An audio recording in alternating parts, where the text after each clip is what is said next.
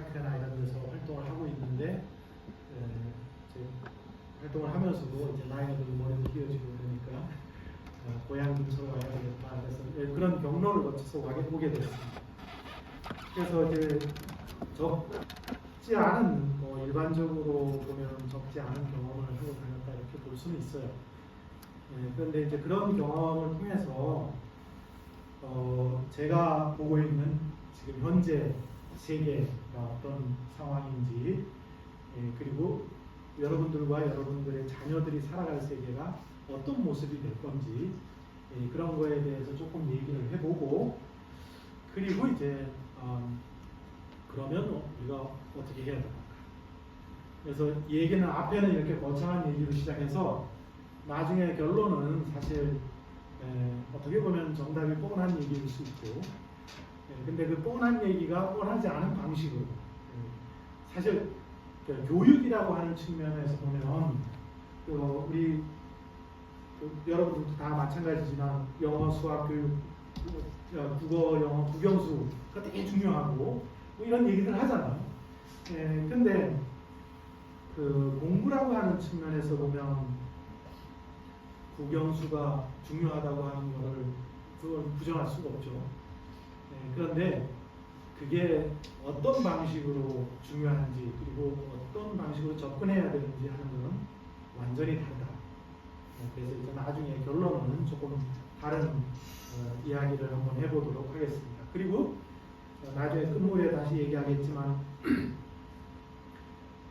오늘은 좀 큰 배경의 서론적인 이야기고, 그 다음에 다음 기회에 이 두 번으로 나눠 있으니까요. 다음 기회에는 그렇다면 구체적으로 여러분들이 생각할 수 있는 교육 자녀나, 사실 제가 보기에는 여기 오신 분들도 해당된다고 봐요. 왜냐하면 아직 젊거든. 그렇지만 이제 자녀를 생각하면 자녀들은 아직 10년 뭐 이후의 일이고, 그리고 본인을 생각하면 지금의 일일 수도 있다. 모든 가능성이 열려있고.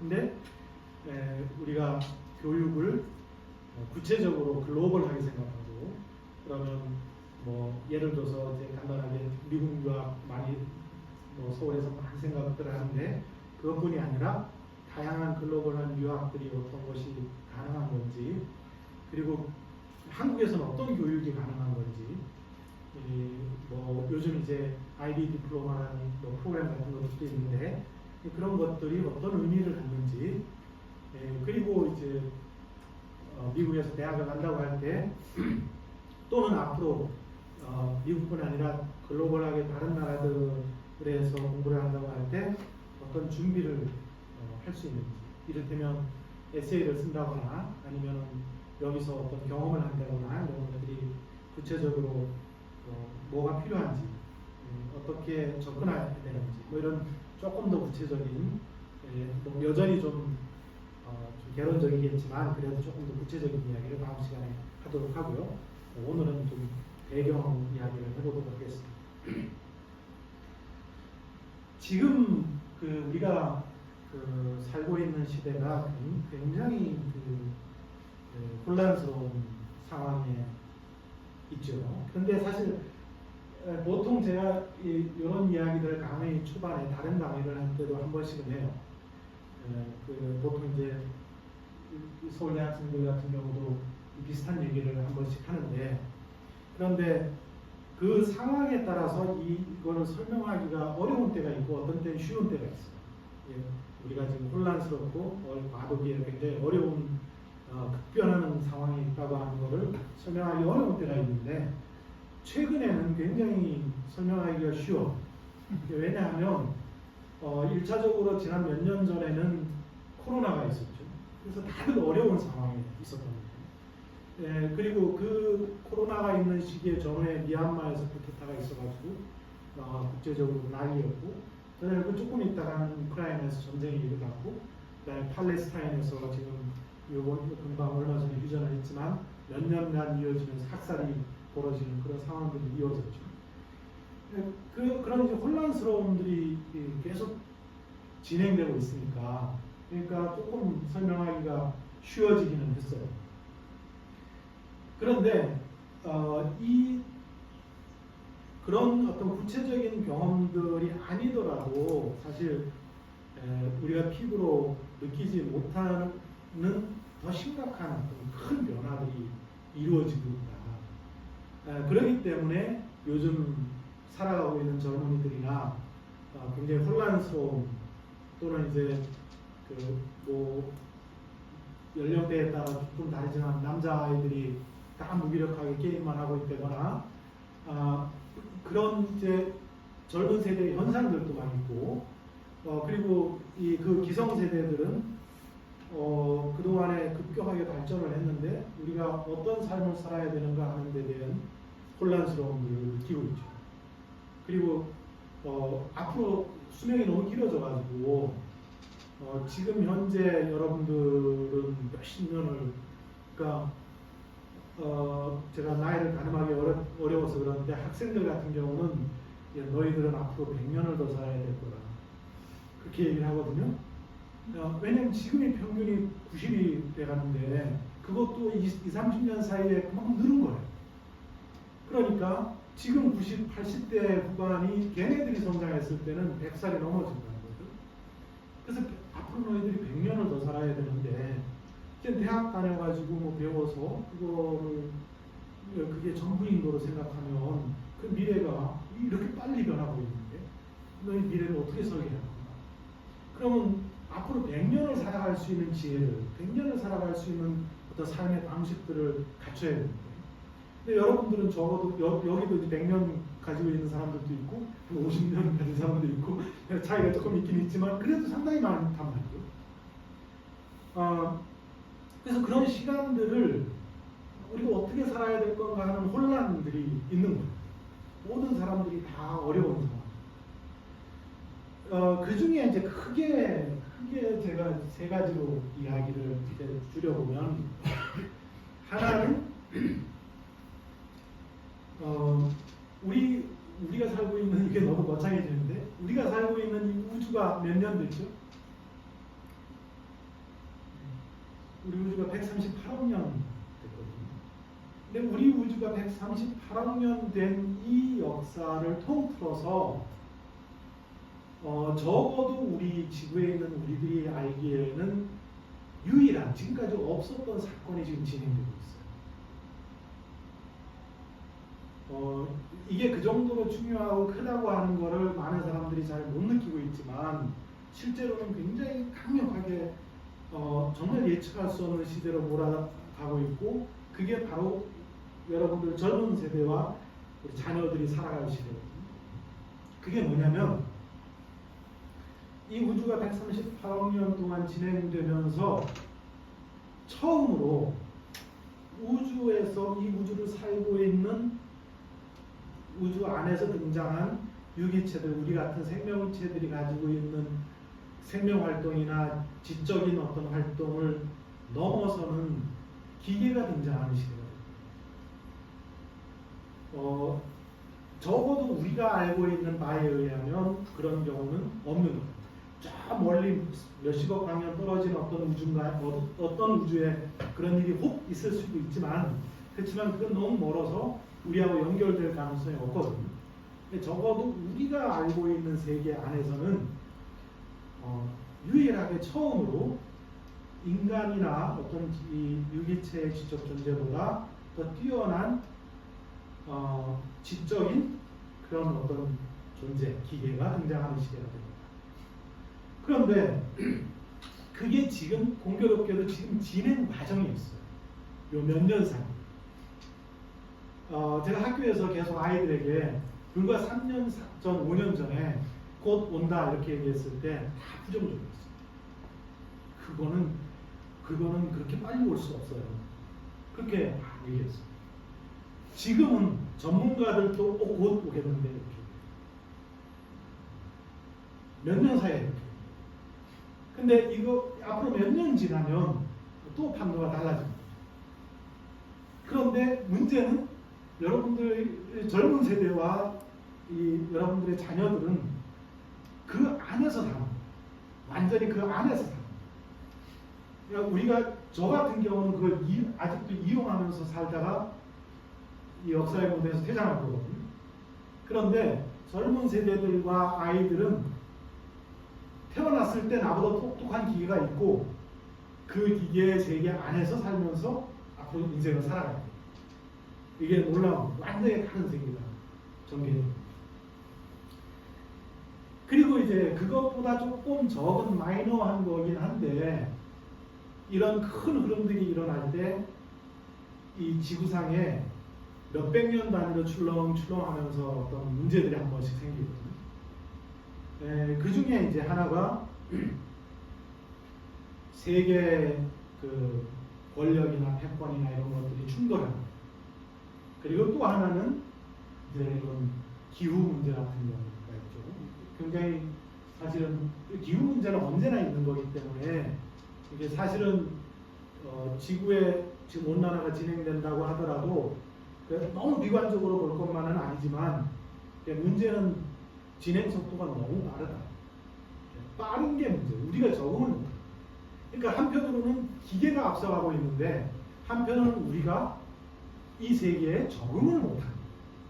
환경이 너무 빨리 바뀌니까. 환경만 바뀌는 게 아니라 사회 정치적 조건도 바뀌는 거예요. 그 부분은 여러분들이 이제 경험적으로 좀 인식을 하실 수가 있는데 최근에 이제 세계가 돌아가는 모습들을 자꾸 보니까 이제 뉴스나 이런 걸 자꾸 보니까 조금 알게 되겠죠. 여기서 보면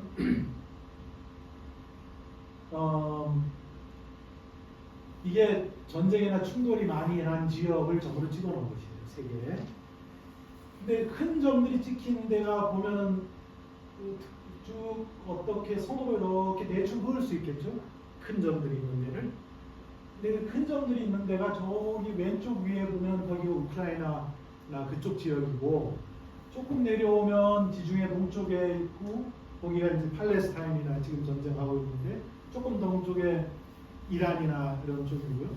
그래서 조금 더 오면 그 가운데 있는 데 보면 여기는 인도 북부, 아프가니스탄 이런 곳이고 또 동쪽으로 쭉 오다 보면 저기 홍콩 있는 곳, 대만 있는 곳 그리고 쭉 올라오다 보면 큰 게 하나가 있죠. 거기 어디는? 거기가 우리가 살고 있는 곳이에요. 그래서 제가 그 아이들에게 너희들이 열심히 공부하고 책임 있게 이 사회 문제를 들여다봐야 된다고 하면서 하는 얘기가 한반도는 폭발력이 너무 크기 때문에 전쟁이 쉽게 일어나기는 어렵다. 그런데 만약에 삐끗해가지고 일어나면 정말 심각해집니다. 왜냐하면 가장 강력한 미국과 가장 강력한 중국과 핵폭탄을 잔뜩 몇십 개 가지고 있는 북한과 거의 못지않은 그 힘을 가지고 있는 일본과 그 다음에 지금 전쟁 중인 그 러시아나 다 붙어 있거든요, 우리는. 그래서 굉장히 조심해야 되고 우리가 한반도에 이 평화로운 어떤 사회 방식들을 만들기 위해서 노력을 해야 된다. 특히 이제 책임질 만한 위치에 있는 아이들에게는 그런 방식으로 생각하고 공부를 해야 된다고 계속 강조를 하는데 근데 사실 실감을 못해요. 그렇게 얘기를 해도. 그런데 최근에 보면 최근에 한반도에서 지금 한국에서 지난 한 달 동안 굉장히 격변하고 있잖아요. 근데 이 격변에서 정치적인 문제는 쏙 빼고 미국이나 이런 데서 굉장히 심각한 그 내부에서 굉장히 심각하게 반응한 그 이유가 있어요. 근데 사실 여러분들이 아는 것보다 굉장히 예민하게 반응을 했는데 예민하게 반응한 이유가 있어요. 그게 금방 얘기했던 것처럼 뭘까요? 여기가 잘못하면 여기서 전쟁이 일어나거나 그런 상황이 벌어지면 세계대전입니다. 그래서 예민하게 반응합니다. 여기서는 그냥 잠깐 뭐 국지적으로 조금씩 뭐 티격태격 하는 정도 그러면 괜찮겠는데 이게 문제가 그렇게 단순하지가 않은. 여기서는 만약에 문제가 불똥이 잘못 튀면 그러면 이게 지금 그 세계의 질서가 어떻게 되어 있냐면 한반도에서 남한에서 어떤 문제가 벌어지면 자동적으로 미국이 개입하게 돼 있어요. 그리고 북한에서 무슨 문제가 벌어지면 자동적으로 중국하고 소련이 개입하게 돼 있어요. 그게 자동으로 그렇게 되어 있는 거예요. 근데 최근에는 일본을 거기다 끼워넣은 거죠. 그러니까 이게 그 단순하게 쉽게 생각할 문제가 아니다. 그래서 굉장히 예민한 것이고, 그래서 우리가 이 위기들을 사실 조금 생기지 않게끔 조심을 해요. 사전적으로 조심해야 되는데, 우리가 불과 몇 달 전까지만 해도 자랑스러운 K문화의 그 아름다움을 자랑했잖아요. 근데 실제로 한국이 굉장한 성과를 이룬 사회였거든요. 그래서 우리가 이제 평화가 정착됐을 거라고 기대를 많이 했는데, 그런데 그럼에도 불구하고 이런 위험이 우리 안에 있다. 그러니까 그런 생각들을 우리가 의식하지 않으면, 그러면 세계를 이해를 못하는 거예요. 왜 이런 문제가 벌어지는지. 사실 지금 한국에서 벌어지고 있는 일들도 사실 큰 맥락에서 보면 그 충돌 사이에서 충돌의 어떤 현상입니다. 누구 한 사람이 무슨 뭐 이상한 짓을 하는 게 아니라 크게 보면은 그런 충돌의 현상입니다. 왜냐하면 그 충돌이 계속해서 일어나고 있었잖아요. 우크라이나, 팔레스타인, 대만도 전쟁을 할 만한 얘기가 막 있었고, 미얀마, 아프가니스탄 계속 있었죠. 우리는 남의 얘기라고 생각한 거예요. 그런데 사실 그게 남의 얘기가 아니었다. 근데 왜 우리는 그런 거를 자꾸 남의 얘기라고 생각하느냐? 그게 이제 우리가 알게 모르게, 이게 사실 이 교육적인 문제하고 관련이 되어 있어서 이 얘기들을 이제 하게 되는데요. 알게 모르게 우리는 갇힌 세계에 살고 있어요. 우리 한국에 살고 있는 사람들이. 이 사진은 뭐 이건 너무 이제 잘 구분이 잘 되죠. 이런 사진인데, 사진 이거보다 더 선명한 사진이 있었는데 조금 국경을 보여주려고. 우리나라가 여기 있잖아요. 그런데 야간 촬영을 해놓고 보면 한반도는 섬이에요. 그 사진 보신 적 있어요? 한반도에 요것보다 조금 더 이 땅이 안 보이게 찍은 사진이 있거든요. 제가 그걸로 할까 하다가 너무 이 한반도가 북쪽의 땅이 막혀 있기 때문에 우리는 배를 타거나 거의 대부분 비행기를 타야 다른 나라를 나갈 수가 있죠. 근데 사실은 그게 문제가 뭐냐면, 우리가 알게 모르게 그런 의식을 가지고 살고 있어요. 섬에 살고 있는 거죠. 그러니까 세계가 우리가 연결되어 있다고 사는 생각을 못하는 거예요. 제가 어렸을 때 동해안에 살고 있으면서 여기는 바다고 여기는 산이 꽉 막혀 있다. 그래서 난 좁은 곳에 살고 있다고 하는 그런 것처럼, 실제 한반도에 살고 있는 사람들은 자기도 모르게 섬에 살고 있는 의식을 가지고 있어요. 굉장히 좁은 세계 안에 있으면서 자기가 생각하는 걸로 세계를 좁은 마음으로 세계를 보고, 그리고 그 자기의 시각으로 모든 걸 판단하고, 그리고 사람들하고 이제 부딪히게 되고, 그런 생활이 몇십 년 동안 이어지고 있죠. 그래서 나도 모르게 의식이 좁아져 있다. 아니면 나도 모르게 의식이 갇혀 있는, 섬에 있든지 감옥에 있든지 그런 거죠. 아이들도 학교에 가가지고 감옥 같은 데서 생활하고, 어른들도 이런 감옥 같은 데서, 섬 같은 데서 폐쇄된 사회에서 살고 있으면서 생각이 열려 있지 않기 때문에 우리가 옆을 볼 생각을 못합니다. 요 섬의 경계를 넘어서서, 왜냐 이 옆의 경계를 본다고 하는 거는, 예를 들어서 옛날 대관령을 넘어서 언제든지 갈 수 있다고 하면 거기는 이웃이거든요. 근데 저기는 못 넘어간다고 생각하면 거기는 딴 동네, 제가 갈 수 없는 세계, 난 내 세계는 여기입니다. 그런데 우리가 전국 적으로 국민들이 다 갇혀 있는 세계에 살고 있다.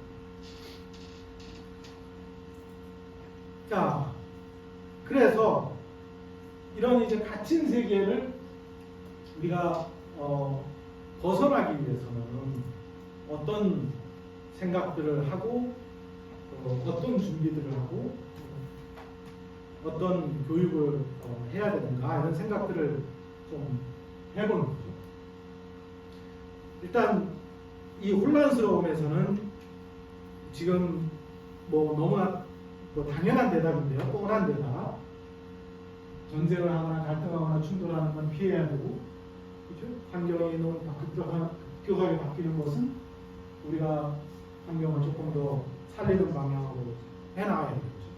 그리고 이거는 아마도 조금 시간이 걸리지만 우리들이 이걸 해낼 수 있는, 그러니까 그런 식으로 방향을 우리가 결정할 수 있는 그런 힘이 있다고 봐야죠. 조금 더 많은 시간이 걸리겠지만, 그런데 아까 말씀드린 것처럼 이 인간을 넘어서는 어떤 지적 존재의 시대라고 하는 거는 우리가 막을 수 있는 게 아니에요. 그거는 진행되는 거고 우리가 그걸 같이 살아야 돼요. 이건 다른 문제예요. 굉장히 길면서 크고 엄청나게 큰 일이긴 한데 우리가 그걸 막을 수도 없고 막을 필요가 있는 것도 아니고 우리가 그것을 같이 살아가야 돼요. 특히 우리의 다음 세대는 그 속에서 살게 되는 그런 시대가 바로 지금 진행되고 있다. 지금 여러분들이 지금 오늘도 이게 진행되고 있는 거예요. 그래서 우리가 이걸 어떻게 해야 됩니까? 그죠? 소위 인공지능 시대, AI 시대에 엄청난 변화가 생길 것이고 직업이나 생활 방식이나 이런 것들이 다 바뀔 것이고 어떤 사람들은 얘기를 하죠. 지금 있는 모든 직업, 거의 대부분의 직업은 없어질 것이다. 그건 제한이잖아요. 그리고 어떤 사람들은 그게 새로운 기회를 줄 것이다. 이런 식으로 얘기를 한다고 합니다. 근데 이제 문제는 우리가 그거를 이해를 해야지, 그 시대에 어떤 시대가 오는지 이해를 해야지 그 시대에 대응을 하거나 그리고 그 시대에 맞는 아이들이 자라갈 수 있겠죠. 그래서 그런 부분에서 오늘은 그 AI 시대라고 하는 것이 가지고 있는 이제 지금 우리가 당면하고 있는 현실의 모습이 어떤 건지, 그리고 그게 어떤 이제 교육을 요구하는지 그런 것들을 조금 더 생각을 해보도록 하겠습니다. 이 AI 문제가 이제 본격적으로 한국 사람들은 운이 좋았어요. 사실 이것을 먼저 경험을 했거든요. 혹시 이세돌 부단이 알파고하고 바둑분 이걸 기억하시는 분 있어요? 16년에 그때 16년이니까 지금 8년 전인데 그때 그 거의 대부분의 그 전문가들도 그랬고 기계가 이세돌을 이길 수는 없다고 얘기했어요. 그런데 100% 기계가 이긴다고 생각하는 사람들은 딱 한 팀이 있었어요. 이 팀 중. 이 사람들은 이기는 걸 알고 나왔어요. 이 게임을 할 때 바둑을 두기 전에 본인들이 전승을 한다고 하는 거를 알고 나왔어요. 근데 한 번 졌잖아요. 그렇죠? 이세돌이 한 판 이기고. 그게 이제 인간이 가지고 있는 이 AI 시대를 여는데 AI의 압도적인 능력을 인간이 이긴 단 한 판. 그 이후로는 승률이 없어요. 그 이후로는 모든 게 아예 끝났어요. 게임이 안 되죠. 그 처음 만들어졌던 알파고라고 하는 게 초판이에요. 가장 처음 버전. 근데 그 기계를 인간이 이세돌이 딱 한 번 이기고 그 이후로는 전패 이거든요. 그런데 그 알파고를 같은 팀에서 알파고 제로라고 하는 프로그램을 만들었어요. 바로 다음에. 그런데 이 얘는 기본을 보고 공부를 한 게 아니라 자기가 자습을 했어요. 바둑판을 주고 네가 알아서 게임을 해가지고 배워라. 그래서 얘가 자기가 자습을 했거든요. 그런데 이 알파고 제로가 학습을 딱 끝내고 나서 나는 이제 다 배웠다. 그러고 나서 알파고하고 붙었어요. 알파고하고 붙었는데 100번을 경기를 해가지고 100번을 다 이겼어요. 그러니까 사람이 아니고 사람은 이미 이전에 졌잖아요. 이세돌은 한 판 이기고. 근데 그렇게 강력했던 알파고가 알파고 제로에게 100점 100패를 합니다. 그리고 나서 이 알파고를 만들었던 딥마인드의 데니스 하사비스라고 하는 사람인데 이 사람이 이제 그 창업자이고 이 프로그램을 운영하는 그런 사람인데 이 사람이 요거 제로까지 하고 나서는 바둑을 은퇴를 했어요.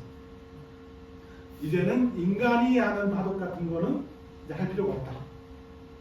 그래서 그 프로그램 가지고 지금 고수들이 게임 자기 훈련할 때 써요. 그죠? 얘네 건 아니고 얘네 거는 감히 넘볼 수도 없고 요것보다 아래 버전을 가지고 훈련할 때 쓴다.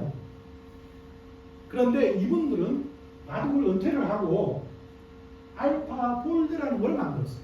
그 외에 여러 가지를 만들었는데 그 중에 하나가 알파폴드라는 거예요. 근데 이 알파폴드가 뭐냐? 작년에 노벨상 수상자들이, 그러니까 2016년에서 8년이 지나서 노벨상 수상자가 나왔는데 아까 그 자리에 있었던 여기 데니스 하사비스라고 하는 사람이 노벨상을 받았어요. 이 사람은 노벨 화학상을 받았는데 화학자가 아니에요. 화학을 몰라. 화학을 모른다고는 할 수는 없고 화학의 전문가가 아니에요. 그런데 작년에 노벨 화학상을 받았어요. 이 사람의 선생님인 사람이 제프리 힌튼이라는 사람인데 이 사람은 노벨 물리학상을 받았어요. 근데 이 사람은 물리학자가 아니에요. 물리학을 몰라요. 제프리 힌튼이라는 사람이 구글에서 지금 오늘 얘기하고 있는 AI의 딥러닝이나 이런 것들을 그 처음에 아이디어 컨셉을 가지고 프로그램을 하세요. 이 사람이 물리학에 가서 그걸 가지고 물리학 연구에 자기의 그 프로그램을 사용해서 인공신경망을 가지고 그 연구에 사용을 해서 그 다른 한 학자와 함께 노벨 물리학상을 받았어요. 그리고 이 사람의 이 힌튼의 제자 그룹이 지금 전 세계 그 AI 진영의 지금 각자 CEO나 뭐 이런 사람 다 이 제자 그룹이거든요. 그 그룹에 해당되는 이 하사비스라는 사람이 그 아까 얘기했던 알파 폴드라고 하는 프로그램을 사용을 해가지고 인간의 유전자 프로그램을 해독합니다. 그래서 그 유전자 프로그램을 해독을 하는 그 연구성 단백질 구조를 풀어서 이전에 우리가 인간 유전자 그 제놈 프로젝트라는 게 있는데 게놈이라고도 하고 근데 그거를 하는데 시간이 너무 오래 걸려가지고 지금 거의 밝혀졌는데도 그걸 그 여러 가지 그 기능이라든가 이런 걸 못 밝히고 있거든요. 그러니까 지도는 그렸는데 기능을 못 밝혀. 너무 복잡하니까. 그런데 이 사람이 지금 알파 폴드를 가지고 가서 단백질 구조를 다 밝혀요. 이게 무슨 얘기냐면 요게 암을 일으키는 단백질 구성이 어떻게 되고 그 얘를 어떻게 공격하면 되겠다. 뭐 이런 식의 것들이 가능한 상황입니다. 그런 것을 이 사람이 화학자가 아닌데 그 프로그램을 사용함으로써 노벨 화학상을 받는 그런 일이 바로 작년에 지금 2달 전에 그런 일이 있습니다. 그 외에도 굉장히 많아요. 갑자기 지금 불과 1년, 2년 사이에 아니 몇 개월 사이에 놀라운 일들이 충격적인 일들이 너무 많이 벌어지고 있는 거예요. 우리나라는 계엄 때문에 난리가 난 그 시간 동안에 12월 동안에 지금 오픈 AI라고 하는 회사에서는 자기들이 가지고 있는 이 AI의 성능이 얼마나 좋은지를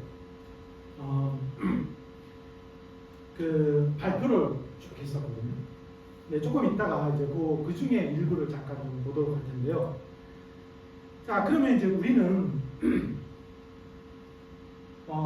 이렇게 물리학을 하지 않은 사람이 노벨 물리학상을 받고 화학을 하지 않은 사람이 노벨 화학상을 받는 시대에 아이들에게 뭘 가르칠 겁니까? 야, 너 이제부터 물리학 열심히 해. 너 뭐 화학 열심히 해야 돼. 그래가지고 같은 질문이 다른 데로 가는 거예요. 자, 너 이제 국어 언어 열심히 공부해야 돼. 수학 열심히 해야 돼. 그게 어떻게 될 것인가? 이런 문제가 생깁니다. 그죠? 얘네들이 이미 더 잘하니까. 더 잘하는데,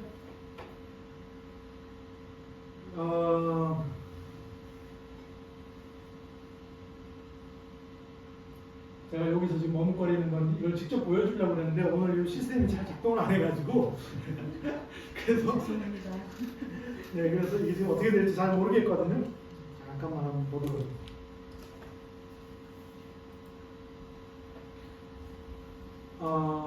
예를 들어서 보이네요. 요게 혹시 지금 되는지 모르겠어요. 제가 지금 인터넷을 있기 때문에. 제가 사실은 미리 한번 여러분들 보여주려고 얘기를 해봤었는데 그냥 여기서 잠깐만 보도록 하겠습니다. 이게 이제 명령 내 프롬프트라고 이렇게 한번 주는 거예요. 자, 이렇게 AI가 막 발전하고 있는데 20년 후에 직업이 어떻게 되는지, 애들은 무슨 교육을 해야 되는지 이거를 AI에 이렇게 물어봤어요. 지금 여기 연결이 됐으면 자, 그러면 얘가 이제 대답을 해주는 거죠.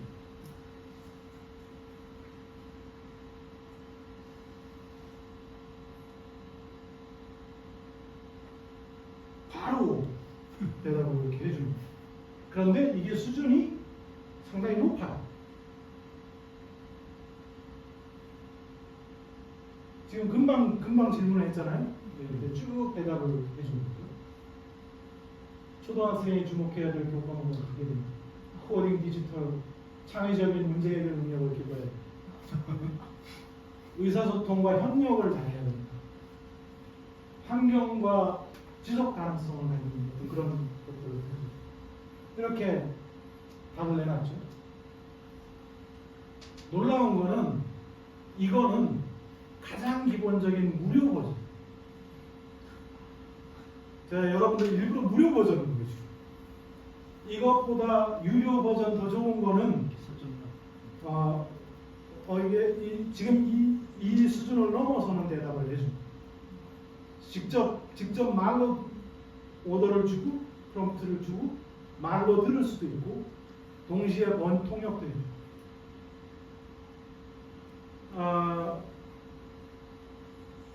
이런 식의 이게 지금 금방 바로 자연 언어를 구사하는데 우리나라 말 영어를 쓰면 훨씬 퀄리티가 좋아요. 아직은.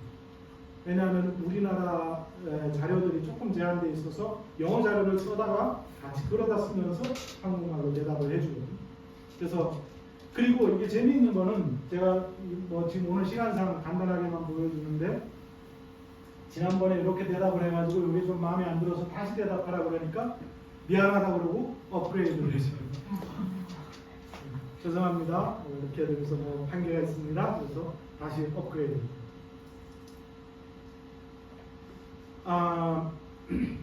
이거를 그냥 혹시 되면 지금 제가 될지 안 될지 지금 잘 모르겠는데요. 혹시 하나만 더 해볼게요. 자, 이것을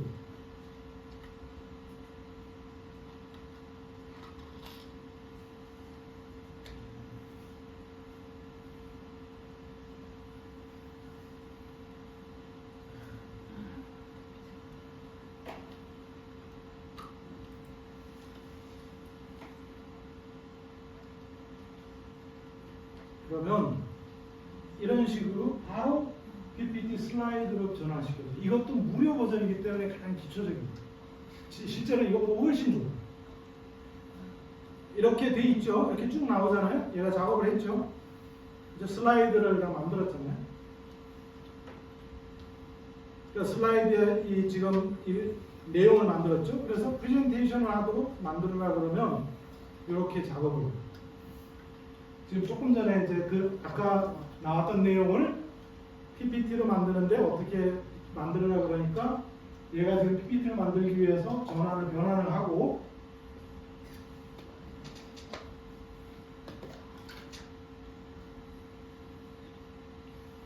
그리고 이거를 다시 PPT 슬라이드로 만드는 거예요.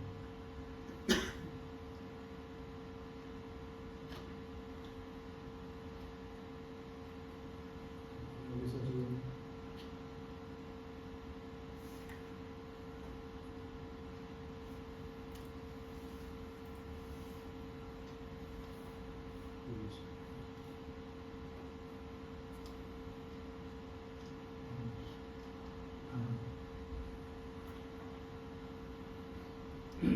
방금 됐던 거죠. 다시 하고 있죠. 제가 좀 다시 눌러가지고 잠깐만 기다려주십시오.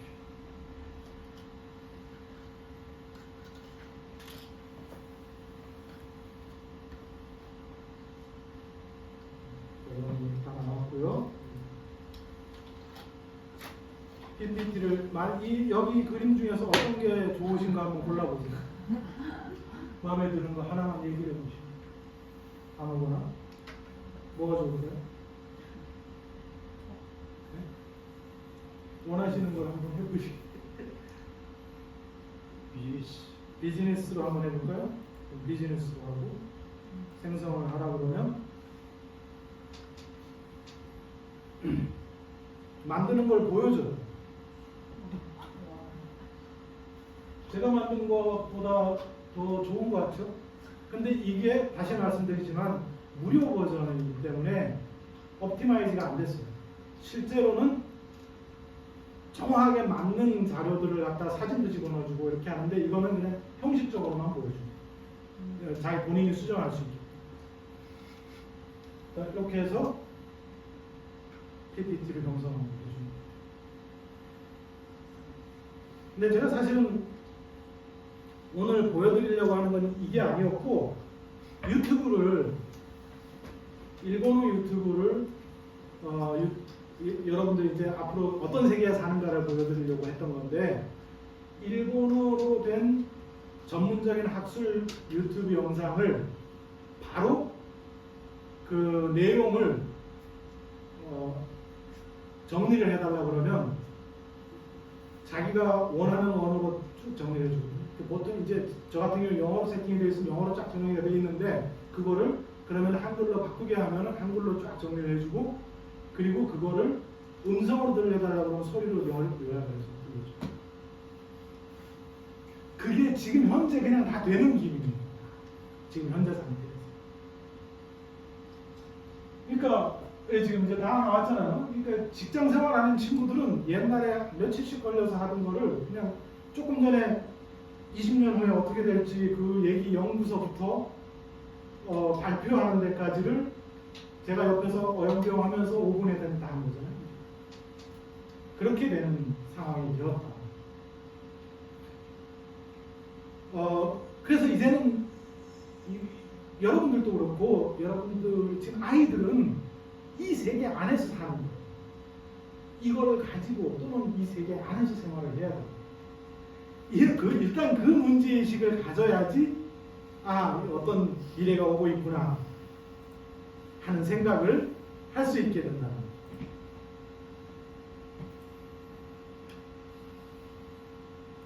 그래서 이런 질문을 하는 거예요. 사실 지금은 거의 많은 사람들이 저같이 이제 인문학 철학하는 사람들도 그렇고 많은 사람들이 얘기하지만 불과 3년 전만 해도 아직 멀었기 때문에 그 질문을 할 필요가 없다고 많이 얘기했어요.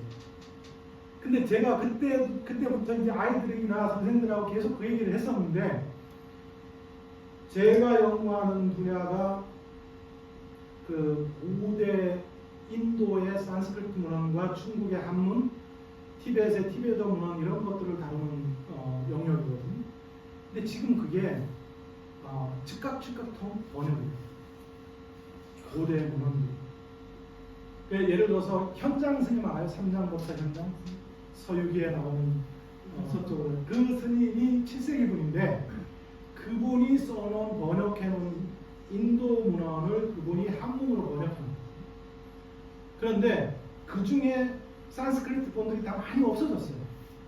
티베트에 좀 남아있는 게 있고 그러면은 그 양반의 한문 번역을 가지고 자 이거를 가지고 산스크리트 원래 언어가 뭐 어땠을까를 번역해봐라. 그러면 그거를 재구성하는 작업들을 지금 해요. 근데 상당히 정확하게 봐요. 그러니까 정말 놀라운 시대가 된 거예요. 그러니까 우리나라의 대장경이나 우리나라의 그 세종실록, 왕조실록 같은 거 있잖아요. 그 번역이 너무 어렵잖아요. 다 한문으로. 근데 지금 AI 도움을 받아서 속도가 이제 몇 배가 빨라졌는데 앞으로는 더 빨라져. 금방 보여. 그러니까 학문적인 세계에도 마찬가지죠. 너무너무 빠르고. 그런데 그 변화가 아래에서 오는 게 아니라 위에서 와요. 의사, 변호사, 판사, 교수들 이런 직장에 해당되는 것이 기회가 되시는 거예요. 정말 놀라운 벌어집니다. 자, 이게 이제 그러면 얘네들이 시험은 얼마나 잘 보냐? 이게 이제 시험을 끄는 거잖아요. 그러니까 우리 관심이 시험이 많으니까. 근데 요게 있는 게 보면은 이게 이제 작년 말에 나온 버전인데요. 그 미국에서 대학원을 갈 때 시험을 보는 게 있는데요. 그게 그 GRE라고 하는 시험을 보거든요. 되게 GRE의 월벌이라는 그러니까 언어 능력을 보는 게 있고, 그다음에 수학 능력이라든가 뭐 논리적 사고 이런 것들이 있어요. 근데 그 보통 저 같은 이제 외국 사람들이 그 법을 언어 능력을 보는 게 굉장히 어려워요. 왜냐하면 그 본토에서 자란 애들, 공부 열심히 하는 애들이 그 점수를 받는 게 어렵거든요. 근데 그 GRE 러벌 같은 경우에 작년 말에 나온 버전 챗GPT가 99%. 그러니까 서양 애들 중에서 아주 똑똑한 애들 중에 아주 극히 일부 애들이 도달하는 점수를 얘네들이 받아요. 앞으로는 그걸 넘어설 거예요. 지금 아마 올해쯤이면 넘어설 거예요. 작년에 거기에 도달해요. 여기 오른쪽에 보면 여기가 화학, 물리학, 뭐 생물학 이런 건데요. 여기 보니까 여기 지금 여기 빨간 선이거든요. 60몇 %, 뭐 90몇 % 이런데 물리학 같은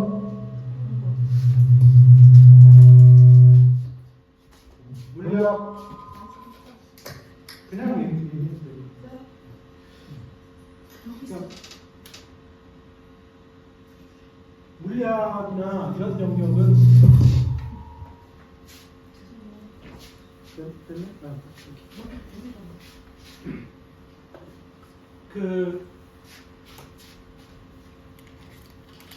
굉장히 뭐 90몇 %니까 뭐 압도적이죠. 그런데 이 압도적인 게 고등학생, 대학생 아니면 대학원생이 아니라 박사를 받은 사람 수준에서 그렇게 합니다.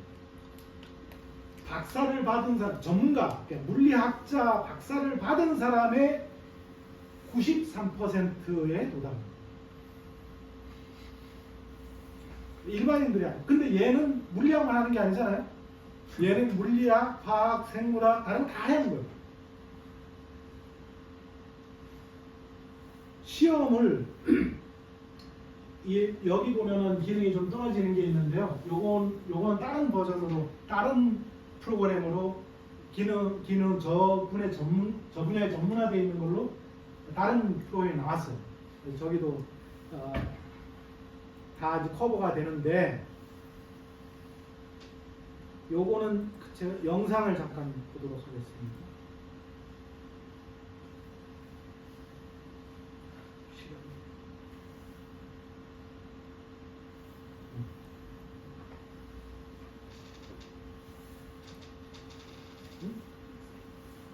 소리가 있는데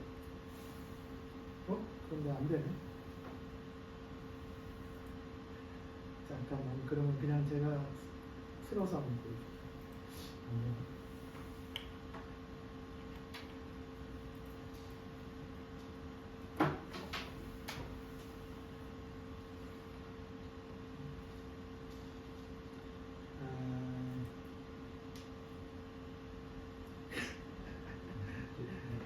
잠깐 업데이트도 하고요.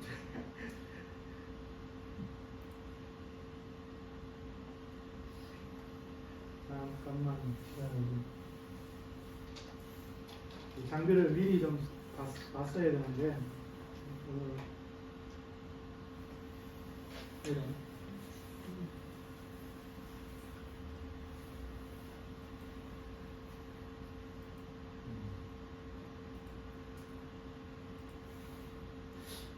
다른 거로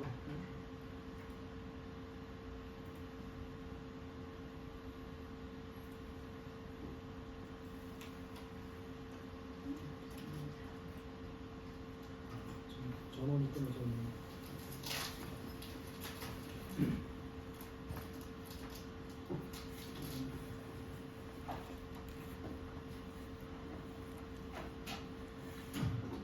여기가 설치가 안 돼 있군요. 컴퓨터가 모양만 연결을 따로 네, 그러니까. 근데 지금 미디어 플레이어가 요건데요.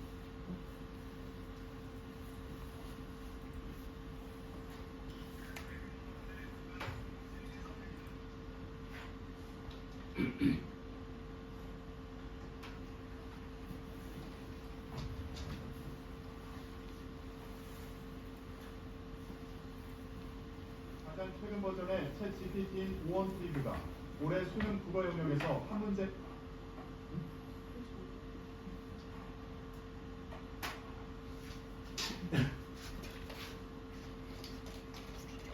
아이요, 화면 자체가 지금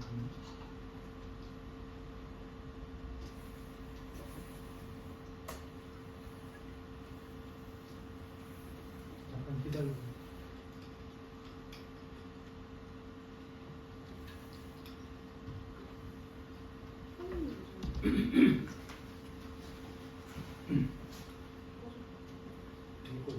HDMI 선을 확인해.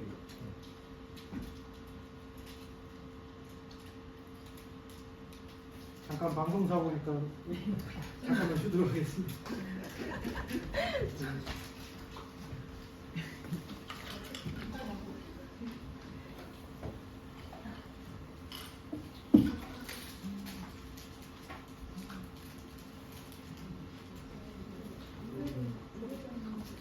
노트북을 설치를 해놨더니 죄송합니다.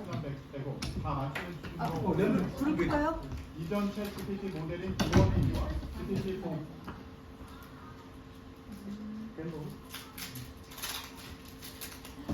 네, 그냥 지금 이 상태로 가 보도록 각각 4등급대인 78점, 75점을 받은 것과 큰 차이를 보였습니다. 오원 프리뷰가 틀린 문제는 8번 비문학 지문으로 실제 수험생 오답률이 82.5%에 달했던 것으로 나타났습니다. 인공지능 모델별 수능 국어 영역 점수를 비교하고 있는 스타트업 마크 AI 측은 오원 프리뷰가 상위 4%의 언어 수준과 논리력을 갖춘 것으로 확인됐다고 밝혔습니다. 그러면서 오픈소스 AI가 빠른 속도로 발전해 화이트 칼라 종말을 험하기 빠른 시일 안에 열릴 가능성이 있다고 전망했습니다. 네, 뭐 제대로 잠깐 방송 사고가 있었는데요.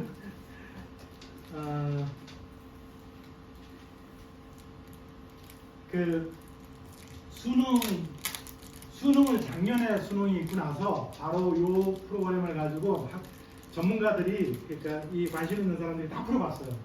다 풀어봤는데 그 유료 버전으로 했을 경우에 그 전부 다 1등급이 나와요. 한 문제, 그러니까 이 국어나 수학 같은 경우 어려운 거 한 문제 정도 틀리는 경우가 나왔습니다. 그러면 이제 이게 물론 그 문제 자체가 그러니까 전문가들도 그걸 다 맞는다는 보장이 없거든요, 사실. 그 똑같은 수능을. 그러니까 이게 정답을 뭐냐 고르는 그런 상황들을 이제 조금 배제를 하고 문제를 처리해내는, 그러니까 한국어 시험, 영어 시험, 수학 문제 시험을 얘네들이 처리해내는 능력이 거의 한 문제를 틀리거나 안 틀리는 수준에 도달해 있다. 1등급이다. 근데 이제 여기서부터 이제 현실적인 문제가 이제 제기되는데 자녀들이 다 나중에 1등급 받기를 원하잖아요. 수학, 국어, 수학,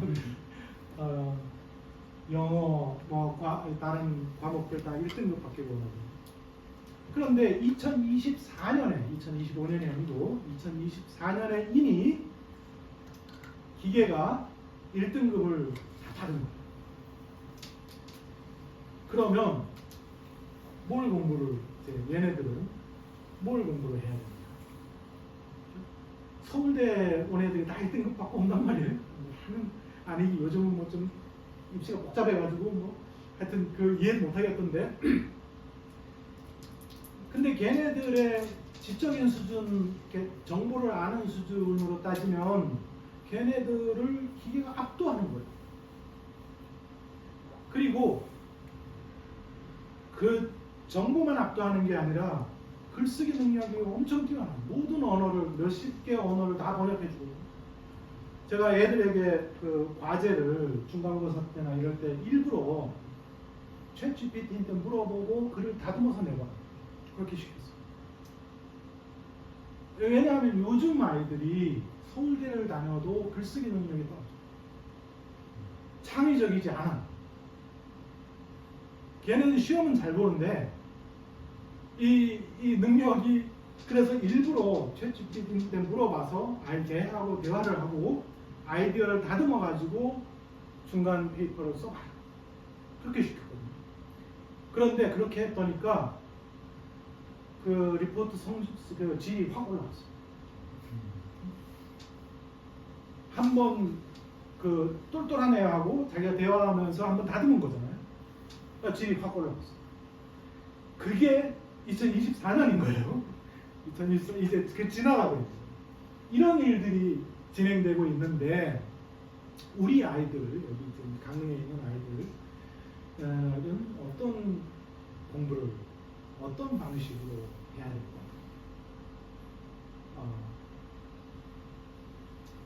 이제 그런 이제 문제의식들이 심각하게 있는 거죠.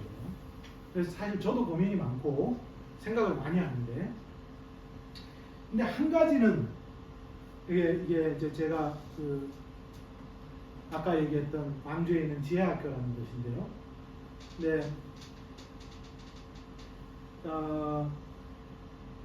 여기에서 이제 하고 있는 교육 방식이라고 하는 게 잘못하면 학교 선전이 되는데 요즘 가기도 어려워요. 여기가. 그때 이제 만들고 나서 어떤 일이 있었냐면 처음 이 학교는 이제 아이들이 약간 조금 너무 스파르타식이긴 했지만 반드시 하루에 몇 시간씩 책을 읽어요. 의무적으로. 그래서 굉장히 힘들어했어요. 안 읽던 애들이 읽으려니까 막 앉아서 책상에 앉아 자고 뭐. 그런데 그래도 매일 책을 읽기를 했고 그게 이제 습관이 들어갔죠. 근데 그게 지나가다가 어떤 일이 벌어졌냐면 그 애들이 원래 이 학교는 입시를 하려고 하지 않은 학교거든. 그런데 그 일기는 저희 아이가 다녔어요. 첫 번째로. 그 일기 때는 성적이 그냥 대학 가고 싶은 애들만 갔는데 그 애들 중에 제 아이 같은 경우는 카이스트를 갔고 다른 이제 아이들도 다른 학교를 그때는 몇 명 안 갔어요. 대부분 이제 대학 안 가려고 하는 애들이 많았기 때문에. 그리고 나서 5년쯤 지나가지고 2005년이 더 지났네요. 거의 10년 가까이지. 그러니까 졸업생이 나오고 보니까 6, 7년 지난 상황. 그러니까 1기가 2009년에 문을 열어서 몇 년 있다가 졸업생이 나왔을 거 아니에요. 그리고 나서 2018년에 갑자기 전국에서 수능 만점자가 2명 나왔는데 그 중에 한 명이 지혜학교 졸업생이에요.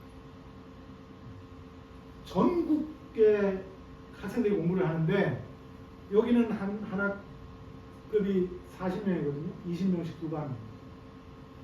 거기에 졸업한 20명, 40명 중에 다 졸업을 못하니까 30명 졸업한 애 중에 수능 만점자예요. 그래서 이제 갑자기 막 너무 유명해져 버렸죠. 사람들이 다 보내려고 그렇게 되긴 했는데, 그런데 문제는 이 학교는 입시를 원래 중심을 두게 만들어지지 않았고, 이 학교에서 가장 중심을 뒀던 게 뭐냐면 읽기와 그 다음에 언어 교육이나 이런 것들. 근데 지금 이제 약간 광고처럼 됐지만 제가 앞으로 제가 서울대에서 아이들을 가르쳐봐도 그렇고, 제가 서울대뿐이 아니라 저기 지방에 있는 학교 아이들도 같이 가르쳐봤는데 다양한 아이들 가르쳐봤어요. 그리고 지하학교 같은 경우는 고등학교, 중고등학교에 얘네들 가르쳐봤는데, 앞으로 AI가 수능 1등급을 다 받는 시대에 아이들을 무슨 교육을 시킬 것인가, 이 고민을 해야 되고, 그런데 그것의 밑바닥에 가장 어떤 AI가 모든 점수를 다 만들어준다고 하더라도 그것을 커버할 수 있는 능력을 가진 아이를 키워야 돼요. 왜냐하면 지금 서울대에 있는 애들은 AI에게 지는 거예요. 왜냐하면 걔네들은 시험은 잘 보는데 시험은 AI가 더 잘 봐요. 처리 능력. 그러면 그 AI의 능력을 넘어서서 그것을 본인이 주도해서 사용할 수 있는 그런 아이가, 그런 사람이 돼야 된다. 그게 그래서 뻔한 대답이라는 얘기가 나오는데, 그 뻔한 대답이 뭐냐? 이게 결국은 여기 지금 제가 그 지하학교 아이들이 도서관에서 책 보는 영상인데, 오늘 영상 문제가 좀 있으니까 좀 그냥 넘어가기로 하고, 그게 이제부터 진짜 다른 생각을 해야 된다. 기존에 그러니까 두려움이 있을 수 있거든요. 근데 여러분들 혹시 자녀가 있으면 우리 애는 지금 이미 서울대 보장이 된다, 혹시 그런 분 계세요? 그런 경우는 가도 괜찮아요. 왜냐하면 앞으로 그게 그 그룹 안에서 또 새로운 환경들에 적응하고 그쪽 영역에서도 이제 나름대로 노력을 할 테니까. 그런데 그게 아닌데 그걸 위해서 앞으로 애들 다 학원도 보낼 거고 뭐 체험학습도 할 거고 다 할 거잖아요. 근데 그 자본과 시간을 다 들여가지고 서울대 보내려고 줄을 서면 그게 되지도 않을 뿐더러 돼도 소용없는 짓을 하게 되는 꼴이 되는 거예요. 그렇게 되면. 그러니까 그건 상관없고 그건 부차적인 거고, 만약에 잘하면 좋은데, 제가 다음 시간에 한번 얘기하겠지만 더 좋은 교육 환경에 있는 외국 같은 데 쉽게 갈 수도 있어요. 여러분들이 만약에 똑같은 자본으로 애들을 교육시키면. 그런데 일단은 그게 뭐가 됐든 간에 그건 잠깐 두고 좀 다르게 생각을 한번 접근을 한번 해보자. 그런 얘기를 이제 약간 이제 마무리 방향으로 가면서 조금 해보려고 하는데요. 저기 지금 캔이 아주 익숙한 캔이죠. 이 캔이 무슨 캔? 코카콜라 무슨 색깔이죠? 빨간색이죠. 근데 자세히 들여다보시면, 가까이서 보시면 그래도 빨간색인데, 그런데 아래위를 맛보면 저게 흑백이에요. 검은색과 흰색으로 되어 있어요. 코카콜라 캔. 아까 우리는 섬나라에 살고 있다고 했잖아요. 근데 우리는 섬에만 살고 있는 게 아니라 우리는 자기를 속이면서 살고 있어요. 뭐가 실제하는지, 뭐가 앞에 눈에 보이는 게 어떤 모습인지 몰라요. 그런데 그게 정답이라고 생각하고 살고 있어요. 그래서 앞으로는 다른 데를 조금 가능성을 두고 생각해요. 당연한 건 없고 확실한 건 원래 그런 건 없다. 이런 관점으로 한번 다시 생각해봐요. 아이들을 볼 때도 너 왜 이래?가 아니라 이게 이렇게 해야지가 아니라 다시 한번 다른 관점에서 한번 보기 시작해요. 이 시대가 그런 거예요. 이제 특히 우리 어른들은 이제 새로 오는 시대를 우리는 몰라요. 그 시대는 다른 시대. 걔네들이 살 세계는 우리하고 완전히 다른 세계. 근데 거기다 가르치려고 그러면 그건 택도 없는 소리죠. 알지도 못하는 사람이 가르쳐 놓으면 잘못 가르쳐. 걔네들이 알고 걔네들이 해결해요. 그럼 문제는 걔네들이 알고 해결할 수 있게끔 도와줘야 되는 거지 우리가 답을 주려고 하면 안 돼요. 얘네들이 앞으로 살아가면서 결혼하고 학교, 직장 이 모든 것들을 우리가 결정하고 판단하는 거는 버려야 돼요. 그렇게 해야지 자, 여기 있는 저기 건물이 사진이 괜찮죠? 제가 직접 사진 찍은 사람이 전데 제가 찍은 사진인데 왼쪽에 보이는 게 이게 서울대 육동이라고 하는 인문학자들이 공부하는 곳이에요. 제가 이걸 왜 일부러 여기다가 뒀냐면 저기서 공부하고 있는 애들의 일부는 시험도 잘 보고 생각도 굉장히 창의적인 애들이 있어요. 그건 뭐 어디든 그런 애들이 있죠. 그런데 많은 애들은 생각이 없어요. 자기가 생각하는 능력을 가지고 있지 못합니다. 그리고 더 많은 애들은 공감하는 능력이 없어요. 자기가 사람들과 대화하고 그 사람들의 입장에서 생각하고 조금 더 확장해서 우리 같이 살고 있는 공동체에 대해서 생각하고 이런 능력들이 떨어져요. 그게 어떤 결과를 낳는가 하는 거는 여러분들이 요즘 잘 경험하고 있잖아요. 서울대 법대 나오고 서울대 경제학부 나오고 그런 애들이 무슨 짓을 하고 있는지 나이가 들어서 보니까 얼마나 무식한지 보고 있죠.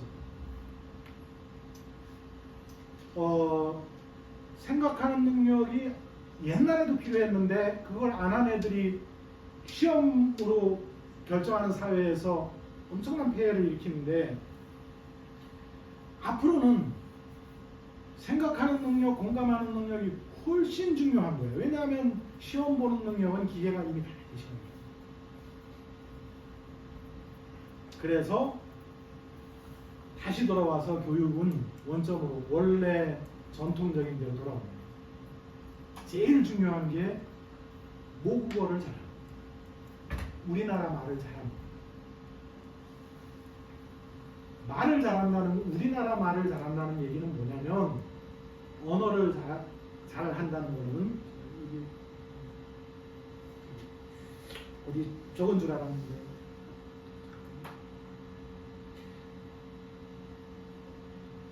언어를 잘 구사한다는 거는 그 사람의 지적 능력과 그 사람의 인격을 보여줍니다.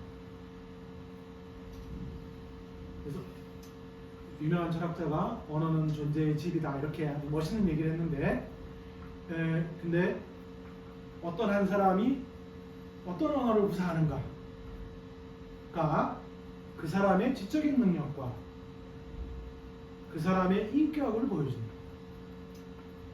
근데 그 어떤 한 사람이 어떤 언어 능력을 구사하게 되는 건 어디서 나오냐? 그거는 TV에서 나오지 않아요. 왜냐하면 TV에서는 일상 언어를 쓰는 데다가 격하게 사람들이 싸우거나 이런 뭐 온갖 다양한 그 이야기들이 거기서 벌어지잖아요. 고급한 언어를 습득하는 거는 그 채로 있는 데서 옵니다. 그러니까 이게 너무 뻔한 답이 됩니다. 그렇지만 이것만이 정말 확실합니다. 아이들이 책을 가까이 할 수 있게끔 해줘요. 앞으로 미래 세대는 오히려 지도자가 나온다 그러면 책을 많이 읽는 아이, 그리고 수리 능력도 갖춰야 돼요. 왜냐면 이런 AI 시대이기 때문에. 근데 그게 시험 잘 보는 수리 능력이 아니에요. 사회 능력. 그래서 그런 능력들을 아이들이 갖출 수 있어야 되고,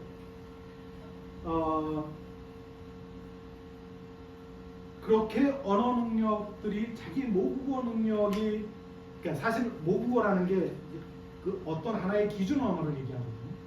만약에 그 언어가 모국어가 영어일 수도 있고 일어일 수도 있고 한국어일 수도 있습니다. 근데 그 하나의 언어에는 굉장히 높은 수준으로 사고할 수 있는 능력을 키워야 됩니다. 그렇게 공부를 하고 학습을 할 수 있게끔, 그러니까 갑자기 어려운 책을 읽으라는 게 아니라 적어도 오히려 지금 시대에는 가벼운 책이라도 책을 가까이 하는 문화를 아이에게 습관이 될 수 있게끔 해주는 게 너무너무 중요해요. 이거는 사람만 그런 게 아니라 AI도 그래요.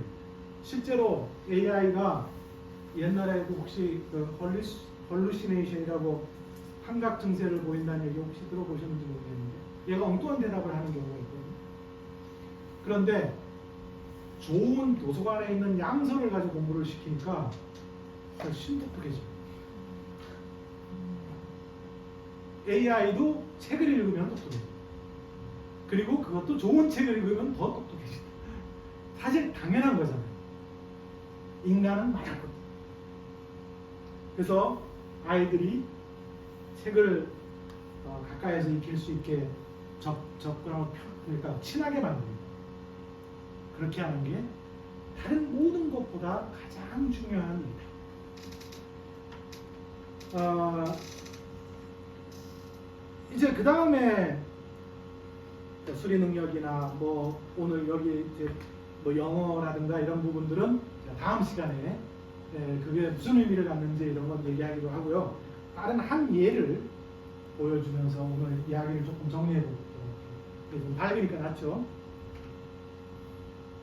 제가 아는 제 친구인데, 여행 나의 그루라는 책을 쓴 친구예요.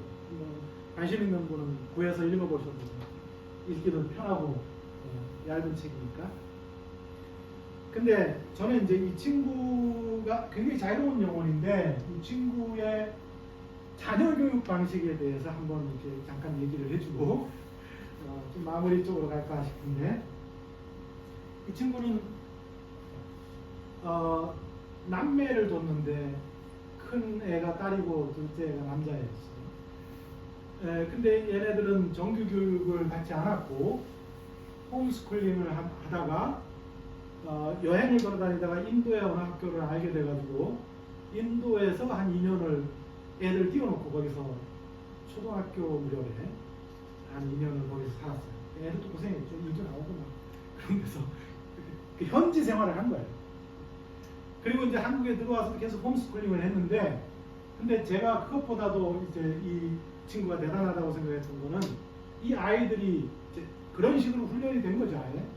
근데 둘이서 저희 배낭여행을 하겠습니다. 그 얘기를 중학교 무렵에, 고등학교 1학년, 중학교 요 무렵에, 누나가 고등학교 1학년밖에 안 되고 동생은 중학생인데 둘이서 배낭여행을 하겠습니다.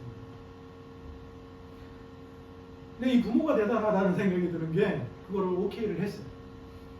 그래서 얘 둘이 배낭을 메고 한국에서 출발해가지고 중국을 거쳐서 저 티벳으로 넘어가가지고 인도를 거쳐서 동남아시아를 도는 일대 장정을 합니다. 중간에 여권을 잃어버려서 인도에서 잃어버려가지고 급하게 대서안을 막 수송을 하고 이런 일을 겪으면서 아이들이 여행을 마치고 들어왔어요. 그리고 계속 이 홈스쿨링을 했죠.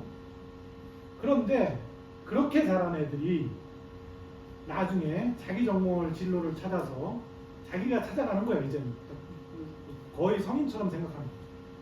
그렇게 해서 먼저 큰 애는 자기가 대학을 이제 가야 되겠다. 걔네들은 원래 이제 대학을 가냐 마냐가 결정할 문제가 아니었는데 본인은 대학을 가야 되겠다. 그래서 준비를 해서 외대 인도 어문학 하는 데를 들어갔어요. 뭐 어떤 다른 애 같은 경우, 요 둘째는 아니고 다른 애 같은 경우는 그것도 이제 부모의 영향을 약간 받긴 했지만 원래 중학교 들어갈 무렵에 학교에서 꼴찌였어요. 얘는 이제 지하교에 오는 애였는데 중학교 올 때 오기 전 초등학교에서 꼴찌였거든요. 근데 거기 이제 학교 생활을 하면서 애가 세계를 알게 된 거죠. 그 세계를 알게 돼서 얘는 대학을 소련으로 갔어요. 모스크바. 그러니까 이게 어떻게 되느냐 하는 것보다 발상이 다른 거죠. 여러분들도 그렇게 금방 생각하기 쉽지 않잖아요. 근데 중고등학교 애들이 아까 섬나라이고 폐쇄되어 있는 곳이 아니면 가능성이 굉장히 많다 사실. 그리고 아이들이 훨씬 더 넓은 세계에서 훨씬 자유로운 삶을 살 수 있고, 그리고 한국 애들이 어디를 가도 사실 똑똑해요. 잘해요. 그러니까 애들이 어느 세계를 동남아를 가든 저 아프리카를 가든 저 브라질이나 이런 남미를 가든 애들이 거기 가 있으면 한국 애들이 대부분 잘해요. 단지 이 어른들이 그 생각을 못하는 거고 아이들에게 그런 가능성들을 열어주질 않는 거예요. 그래서 생각을, 발상을 바꾸면 여러분들이나 아이들이나 훨씬 더 넓은 세계가 있고, 그리고 바로 그 지점이 지금 새로운 시대, AI가 오는 시대에 그걸 넘어서서 정말 자기가 주도해서 창조적인 어떤 그런 삶을 살아가는 그런 어떤 인간이, 그리고 그런 교육이 될 수 있다, 이런 생각을 합니다. 그래서 여기다가 그 얘기를 잠깐 놓고요.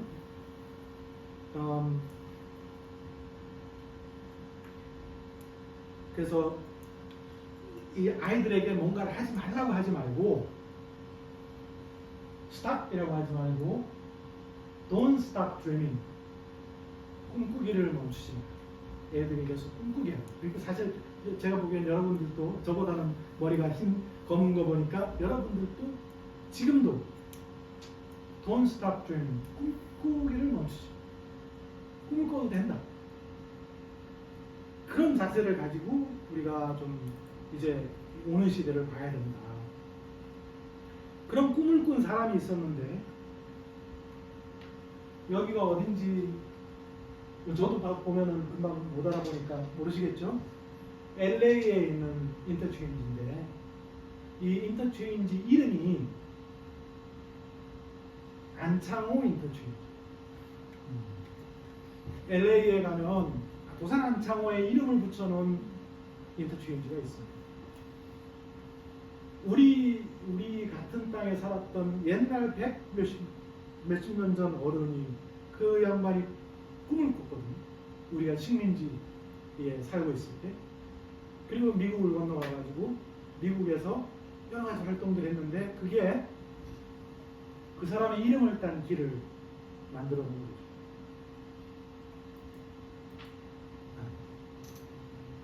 그 안창호 선생이 써놓은 글인데, 애기의 타라는, 자기를 사랑하고 이웃을 사랑하고. 이분은 엄청난 지식인이거든요.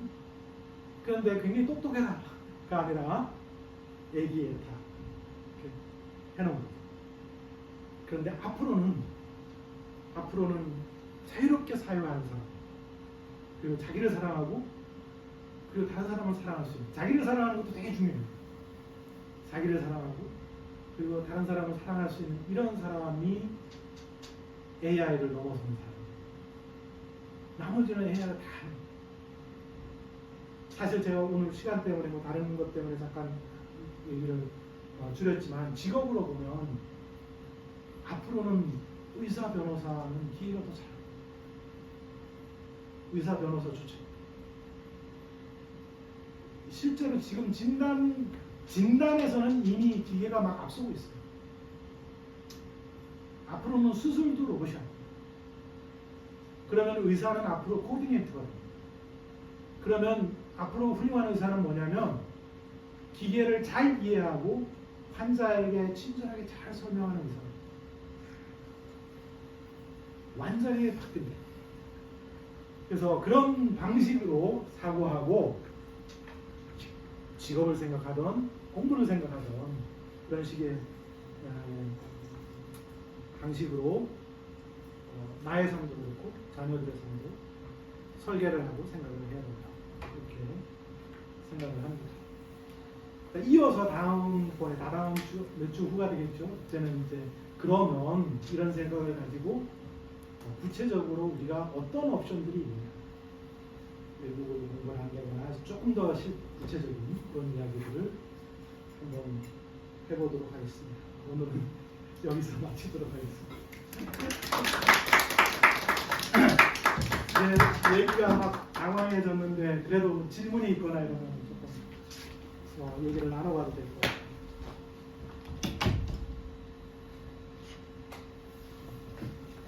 혹시 질문이 있습니까?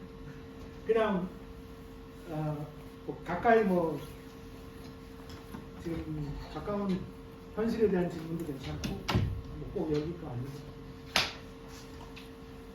교수님 말씀 들으니까 앞으로 겁이 나는데요. 아니 어떻게 키울 것인가 이런 거 자리에 자신이 없나고.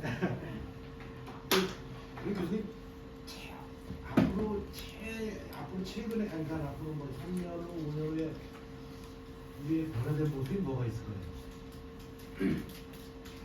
그 사회 전체적인 그 흐름은 잘 쉽게 안 바뀌거든요. 아니 이게 좀 우리가 눈에 보이거나 피부에 느낄 만한 변화 이런 거. 그게 몇 년 사이인데 지금 앞으로 3년만 지난다 그래도 그러니까요. 거의 모든 지적 작업은 기계가 확실히 앞설 거예요. 그리고 3년에서 5년 사이면 길거리에 있는 자동차나 이런 게 다 자율주행이 이미 이제 그 주류로 등장하기 시작할 거고, 그리고 반복적으로 가능한 로봇들은 일상으로 들어올 거예요. 그러니까 예를 들어서 그게 반복적인 게 지금도 이미 이루어지고 있는데 오히려 요리 이런 게 복잡한 작업이잖아요. 그라고 우리가 생각하는데 그게 딱 프로그래밍 할 수 있는 요리 같은 경우, 딱 정해진 레시피가 딱 확정된 요리 같은 경우는 대량으로 그런 건 기계가 아닙니다. 근데 사실 그게 이미 부분적으로 이루어지고 있는 게 우리가 가공 음식을 엄청 많이 사 먹잖아요 벌써. 근데 그건 다 거의 대부분이 이미 기계들이 만들고 있는 거거든요.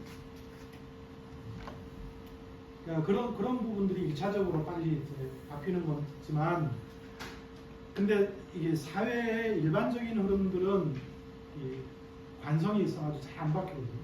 근데 그게 안 바뀌는 게 그 사회가 뭐 퇴행하는 문제가 생기는 거거든요. 빨리 바뀐 사람들이 앞서 나가는 거고, 그 흐름 안에 있는 사람들은 사회와 같이 점점 퇴행을 하게 됩니다. 근데 이 사회는 덩치가 크기 때문에 잘 안 바뀌어요. 제가 얼마 전에 지금 교과과정이 이번 연도부터 새로 바뀌잖아요. 근데 그 바뀌는 과정을 주도해서 책임지고 하신 교원대 교수님들 얼마 전에 뵀는데, 근데 그분 말씀하시는 게 교과서와 교과서 선생님들의 그 지침서 이런 것들을 문자 몇 개 바꾸는 것도 되게 어렵다는 거예요. 여러 이해관계가 다르고 뭐 복잡하니까 하나의 지침을 어떤 방향을 가지고 미래적으로 뭐 AI 교육도 집어넣고 뭐 이런 게 있잖아요. 근데 그거 하나 하는 게 너무 어려워. 그런데 그것도 어려운데 입시를 바꾸고 사회가 바뀌고 대학을 바꾸고 너무 어려워요. 그래서 그게 금방 바뀌진 않는다.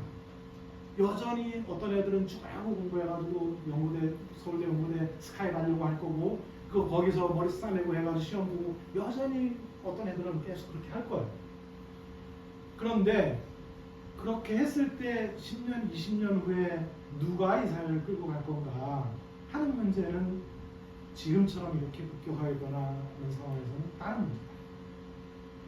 그리고 그게 교육이 뒷받침이 되면 더 좋죠. 근데 미국의 장점은, 미국이나 이제 유럽 같은 경우에 그 장점은, 거기도 교육이 전체적 공교육이 완전히 망했거든요. 그런데 아주 훌륭한 교육 체계들이 있어요. 거기에 애들이 가고 거기서 공부한 애들이 훌륭한 애들이 되는 거예요. 지금. 그러니까 아직 미국은 거기가 생명력이 있는. 그 지금 엔비디아라고 뭐 세계로 잘 나가고 있는 젠슨 황이나 아니면 요번에 그 에미상을 받은 거야, 한국계 그 감독이라든가 배우라든가 이런 사람들이 다 일찍 가가지고 거기서 교육을 잘 받은 애들이라면 안 되죠. 잘 받은 사람들. 그러니까 그런 기회들은 있죠. 근데 미국에서도 거의 대부분 공교육 받는 애들은 미국 공교육은 망했어요. 얼마나 망했냐면, 예를 들어서 강릉에 여기가 교육 환경이 좀 좋은 곳이라고 치고, 그 다음에 옆에 동이 교육 환경이 나쁜 곳이라고 하면요, 이 교육 환경이 좋은 곳은 예산도 있고 그래서 걔네들은 이를테면 수능처럼 이제 학교에서 평가가 있잖아요, 고등학교에. 그 평가를 보면 얘네들은 평균이 90점이 넘어요. 근데 바로 길 건너에 있는 옆 동네 다른 학교 같은 경우에 그 걔네는 가난한 동네이고, 그러면 그 동네 애들은 그 같은 평가 똑같이 고등학교 평가 시험을 보는데 엄청나게 차이가 나요. 엄청난 차이가, 얼마나 차이가 나요? 얘네들은 90점, 100점에 90점은 넘는데 바로 옆 동네인데, 제가 엄청나다고 할 때는 어느 정도 차이가 나는지 옆 동네가 몇 점 정도 돼요? 20점. 그냥 20점 떨어져가지고 70점, 60점이 아니고 옆 동네는 평균이 20점이에요. 그래서 망했다고 합니다. 그 사회가 공교육이 완전히 무너져요. 근데 우리도 잘못하면 그럴 위험도 있는 거예요. 우리 한국 공교육이 되게 훌륭한데, 그런데 잘못하면 자꾸 그거 따라가려고 그러다 보면 그런 거래요. 그래서 여기 하여튼 사회는 잘 안 바뀌고 어려운데요. 그리고 개인도 어려워. 잘 안 바뀌어요. 우리들이 당장 또 나의 자식의 문제고 나의 문제고 이러면 삶의 방식을 바꾸거나 교육을 바꾸거나 이런 되게 어렵거든요. 근데 그냥 이런 기회에 다른 세계가 있다. 적어도. 그리고 우리가 생각해 봐야 될 게 많다. 그 정도만이라도 생각을 해봤으면 좋겠다는 말씀입니다.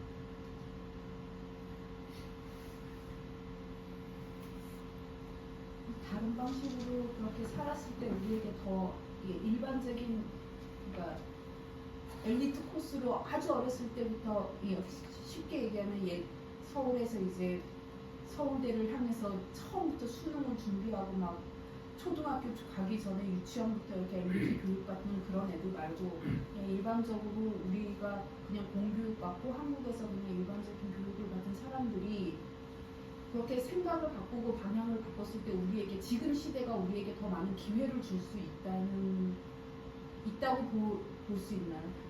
그게 아까 선생님 말씀하신 것처럼 이게 반반인데, 왜 반반이냐면 지금 우리가 전 사회적으로 대처를 잘 못하면 이 급격한 과학기술의 변화가 삶을 황폐하게 할 수 있어요. 양극화가 아주 심해지고, 상위 양극화라는 게 반반이 나뉘는 게 아니라 상위 10%하고 나머지 90%가 나뉘는 거예요. 내가 10% 안에 있다 그럴 경우만 안전하고, 그 나머지는 다 위험한 상황. 이 사회가 일정한 합의를 이뤄내지 못하는. 그런데 그 방향이 지금 강하게 전 세계적으로 지금 진행되고 있거든요. 사실 그게 문제죠, 순간에. 그런데 우리가 생각하는 사람들이 합의를 이뤄내면 지금 현재 우리의 그 기술력이라든가 이런 게 실제로 이 AI 시대 전문가들이 그런 얘기를 많이 해요. 이제는 주 4일 근무 이하로 줄여야 된다. 근데 저 같은 사람은 주 20시간까지 줄여야 된다고 생각해요. 장기적으로. 그 정도로 줄이는 시대가 돼야 되고, 그래야지 일자리도 많아지고, 그리고 많은 시간을 왜냐하면 기계가 다 하기 때문에 더 많은 사람들이 그 시간을 자기의 삶을 누리면서 사는 시대가 온다. 그렇게 돼야 된다는 거죠. 근데 그럴 수 있는 조건은 되는 거예요. 단지 그렇게 사회적으로 합의를 할 수 있느냐 없느냐 하는 문제가 있는데, 근데 그거는 이제 큰 문제고, 그러면 그게 어느 방향으로 갈지는 앞으로 여러 사람들의 의견이 모일 거 아니에요. 근데 그 과정에 개인이 자기의 삶을 영위하는 거는, 그거는 정말 스스로 생각하고 자기 삶을 이렇게 주도적으로 설계할 수 있는 그런 아이들 많이 할 수 있다. 이게 10%가 딱 정해진 일자리들은 10%가 챙겨서 가져갈 건데, 근데 거기에 들어가도 좋고, 근데 그게 아니고 그 나머지 영역을 개척하는 거는 정말 자기가 스스로 판단하고 설계할 수 있는 능력을 가진 애들이면 한국 사람들은 훨씬 유리하다. 왜냐하면 한국 아이들은 전체적으로 훨씬 더 교육도 잘 받았고 더 똑똑하고 더 활동적이고, 그리고 한국이 지금 세계적으로 문화나 이런 데서 관심을 많이 받고 앞서 있기 때문에 시장이 한국이 아니에요. 직업을 구할 자리가 세계를 어디를 가도 일자리가 있어요. 한국에. 그리고 다 잘하거든요. 그래서 생각을 바꾸면 훨씬 넓어진다. 근데 여기 안에서 하려고 하면 굉장히 어렵다. 앞으로 점점 더 어려워져요. 이제 그런 상황으로 전개가 되어갑니다. 그러니까 이게 그 위기감을, 제가 한심스러웠던 건 뭐냐면, 일단 서울대 들어오면 공부 잘하는 분, 집안도 대부분 괜찮아요. 근데 어떤 애가 생각 멀쩡했어요. 부모님이 신촌에서 약사였어요. 부자라는 얘기예요. 그런데 얘가 고민하는 게, 제가 졸업하고 나서 언론 쪽에 신문사에 취직할까 그러는데 이게 걱정이에요. 먹고 살 수 있을지, 취직이 될지 먹고 살지 걱정이에요. 서울대 다녀도 그러고 있는 거예요. 근데 언론사 가가지고 취직해서 기자가 되고 자기 생활하는 거는 서울대 안 나와도 얼마든지 잘 할 수 있어요. 근데 그 난리를 치는 거리가, 아니면 많은 애들은 고시공 수업 안 들어요. 그 고시 공부해가지고 하는 짓이 그렇지. 근데 그거를 많이 해요. 그러니까 걔네들이 그렇게 많이 붙기도 하지만 엄청나게 많은 애들이 그 시간 낭비하고 떨어진다.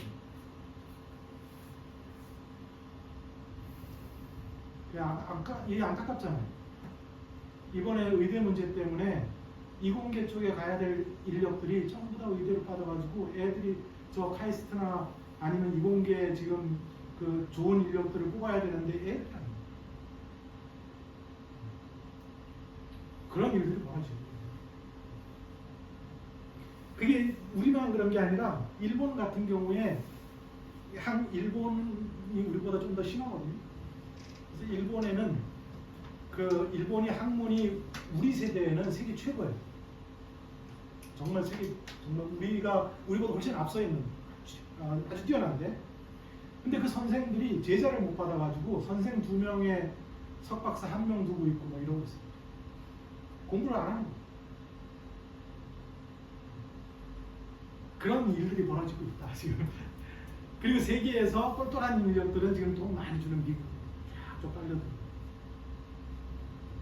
그렇게 되고 있는데, 그러니까 생각을 열고 조금 더 세계를 보면서 적극적으로 생각하면 그러면 가능성들이 많습니다. 특히 한국은.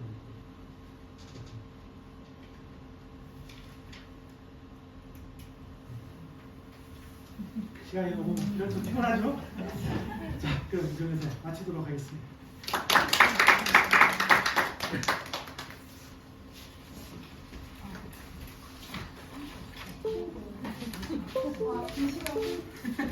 긴 시간을 조금 초과했는데 이게 귀한 시간 내주셔서 강의해 주신 교수님도 감사드리고 이렇게 와서 강의에 참여해 주신 분들 감사합니다. 다다음 주 목요일에 이제 한인 유학생으로 이제 생생한 유학 체험기 A to Z 어떻게 가고 다양한 경험들을 중심으로 해서 다다음 주 목요일에 또 강의가 있고요. 그리고 또 2주 격주로 해서 마지막 시간에 교수님께서 다시 오셔서 구체적으로 이제 IB 프로그램은 아까 우리가 이제 이 공부하는 방법이나 이런 것들이 많이 바뀔 거고 우리도 거기에 대해서 준비를 해야 되는데 그래서 언어가 이제 모국어라는 것도 이제 뭐 중요하다고 보는데 우리가 영어를 하면서도 그렇고 또 다른 공부를 하면서도 그렇고 뭐를 어떻게 공부해야 되는지 구체적인 방법들이나 아니면 유학을 가게 되면 갈 경우에 또는 아니면 이곳에서라도 꼭 수능이 아니더라도 다른 방법으로 우리가 공부를 하는 방향이나 이런 것들에 대해서 전반적으로 좀 구체적인 것, 조금 더 구체적인 얘기들을 이제 다음번에 쉬게 될 것 같거든요. 그러니까 또 그때도 관심 많이 가져주시고 오늘 늦은 시간까지 너무 감사합니다.